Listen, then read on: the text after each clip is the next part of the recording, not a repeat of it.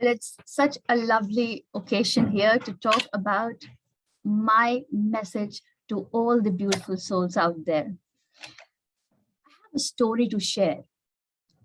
So let me just narrate that beautiful story. So once upon a time, there was this little girl in grade one. One day, the teacher asked the students to write down all the wonders of the world. Kids were all enthusiastically answering, the seven wonders. However, this little one had written about the five senses and not the wonders. At the end of the class, the teacher scolded her and said that she would complain about it to her mother. The child said to the teacher that, "Ma'am, to me, our senses are the most magical wonders gifted to us by the God. How we smell, taste, see, feel, and hear the sounds. Are these not wonders to you?" The teacher was numbed and called her mother immediately the next day to school. On meeting the mother, the teacher congratulated her on teaching the values and essence of life to the little girl. The mother was so happy, thrilled, and proud of her daughter that she had tears in her eyes. You know who that little girl was? It was my daughter, Meghna. Well, during the most depleting times of my life, I was going through a lot of YouTube videos and I came across this beautiful example of a pencil. I learned how mere pencil has the capacity to change our perspective towards life. There's a very crucial and pertinent message, the principle behind, the exact reason why the pencil was created. It is It says what truly is important lies within you. The pencil has two aspects to it, you see. The outside, which is beautiful, colorful, the woody edge. And then we have the inside, which is the lead, the very substance. It's the purpose of the very pencil, right? Similarly, in our lives, we have outside skin, I call it the personality. That's our looks, charisma, style, how we speak, presence, and all the mannerisms. But the inside is about being a genuine, sincere person. It's about our character, our morals, and integrity. The outside is about valuables of the material world. The world accepts us, seeing or judging us by what we have, by what we wear, or to say what we own rather than what we are. Whereas the inside is all about values. So think about it. Would you like to give your children these worldly valuables, or would you like to teach them the values of life? And for that, you have to connect with yourself, because it's only when you connect with yourself that you understand the essence of life and you learn the values of life. So let me ask you a simple question. What are you grateful for in this life? Have you ever sat down with yourself and thought about it? Ever? Well, let me tell you, I always do it. And I tell myself that I'm grateful for everything in my life. It's incredible thing to be a human being on the first place. To have this form is really a blessing. If you remember, as children, we tend to be happy for even silliest thing happening around. When we see our pictures from our childhood days, we only see broad smiling faces, genuinely being happy. We did not have any definition of being happy, did we? No. But kids find happiness by just being in the nature, running around, catching butterflies, playing in the park, sliding down, and sometimes even climbing up the slide. They are happy by just being them. But then something destined happens. We all grow up. Yes. We all have experiences in our growing ages that set the tone in our life. People walk around with their wounds and carry it as if that's the person they are. and not realizing that it's just the wound they are carrying and it's not them, that they portray. We pick up this heavy load, all, it's like a lot of burden on us, the wounds, the emotional wounds, and we carry that all lifelong. And everything we do is colored in this heaviness. This feeling at times can be really fatal, because what we do is we sit with our suicidal thoughts, we begin to think negatively and start to believe that we are worthless and completely useless. But think about it. Why does the universe give us such a life? There has to be a deeper meaning to this life, isn't it? What is the point of these experiences?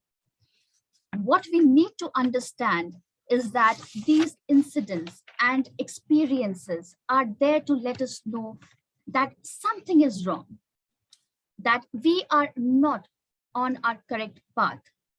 We have gone off track somewhere. A lot of people do not embrace this thought.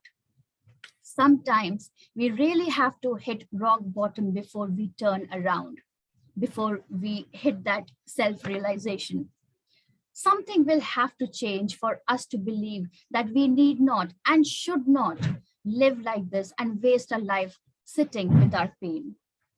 We need to ask whether there is a way out. Face your fears and confront your deepest traumas. Our experiences in life definitely do not define us, but yes, it defines our attitudes and some of our behaviors, but does not define us and definitely not our soul. These experiences, people, and thoughts should not be allowed or to shape us or form us in a negative way. Not just this negativity, but what's more poisonous is the toxic positivity. We get to see this toxic positivity wherever, especially with the younger generation. It's just everywhere because people think that they're just aware of this positivity. They they know that they are suffering. They know that they are sitting in pain. Constantly force themselves to think positive. No, there's nothing wrong with me, right? And smile all the time, whatever difficulty is, paining down there. What they fail to understand is that lying to yourself is not the solution. Forcing to ignore your emotions or thoughts can lead to severe depression. The feeling should spring up from your heart naturally and not be an imposition by us or by others. We try to camouflage our emotions, in layers of intellectual reasoning and hope. Don't run away from your fears. Real positivity is acknowledging that pain while we be grateful for our blessings. The essence of being us is in being kind, giving, and sharing. Our experiences teach us a life lesson only to set us free. Everything that happens to us can become a blessing when we are in trauma or when we are in hurt. Then it's the worst thing that can happen to us, right? We need to acknowledge that situation, that anxiety. But when you work through these taxing and depriving situations, it becomes something that is empowering. It becomes something that is a teacher and a guide. It takes a different meaning and a form that I call the spiritual awakening that we all go through in our life some point of time. It is that powerful tool gifted to us by the universe that enables us to face challenges with a new understanding, with a new mind and heart. That's where the spiritual connection with ourselves comes into picture. It teaches us how to focus on the inside world, and we need to find that fine balance between our personality and being a genuine person. Self-realization can be a wonderful place to be. It allows all sorts of doors to still swing open for us, but self-actualization will help us come to a state to know who we really are. We are beyond any stories that we carry around through our traumatic experiences. Each person will have their unique stories, and it's uniquely beautiful. So we must know that each person will have their unique way out of it too. So please do not compare. We must set aside these negative emotions of jealousy, failure, hatred, fear, and denials, and simply need to just let go of our wounds that is birthing these self sabotaging thoughts in us. That's all we need to do. Just let go. How easy that can be. Don't allow your fears to consume you. Letting go of negativity will help us move on the path of self enlightenment. Doesn't matter if your energy seems to be dim, but what matters is that we need to keep moving so that we can create abundance along with the universe. Our challenges in life, I call it the tree of life, the true tree of life. It needs a rebirth. So, my beautiful people, it may look sparse right now. It can be financial abundance, it can be inner or outer security, or even poverty consciousness, feeling of a lack while having it all, whatever it means to you. When you are ready, when it's your time, the universe will help you to embrace these emotions, thoughts, experiences. It then becomes our journey, our beautiful journey. That's when all our pain is transformed and transmuted as gifts. As a mother, when I first held my daughter's hand to help her write for the first time, that feeling of authority, responsibility, and more than anything else, the realization to craft and mold my daughter's mind in a creative manner was challenging, definitely, but yes, was also very liberating. We are so blessed, souls, especially we women. We are naturally gifted to balance and stabilize any relationship. We nurture every relationship, every role that we play.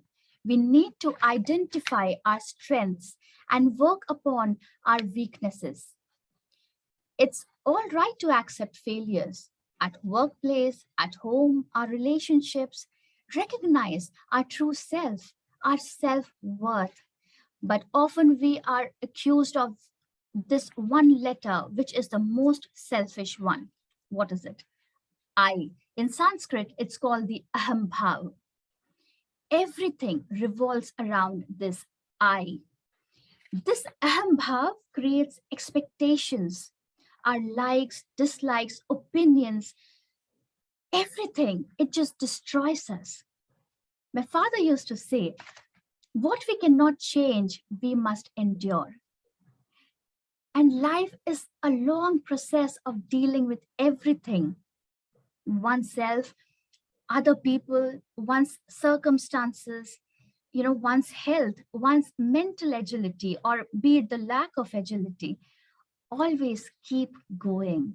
Challenge yourself, learn new things, embrace yourself. Remember, it doesn't matter how we fall. What matters is how we get up. And on that note, I will just sum it up by saying we are the blessed souls. We are the awakened, sanctified bowl. We choose our path and decide our goal. We endure deepest strength to climb steep knoll. Bring on all the lemons, we ain't scared. All the ruthless, harsh tests that are made as we become our own precious jade. Determined dreams that will never fade. We stand tall as being the savage lemonade. Thank you.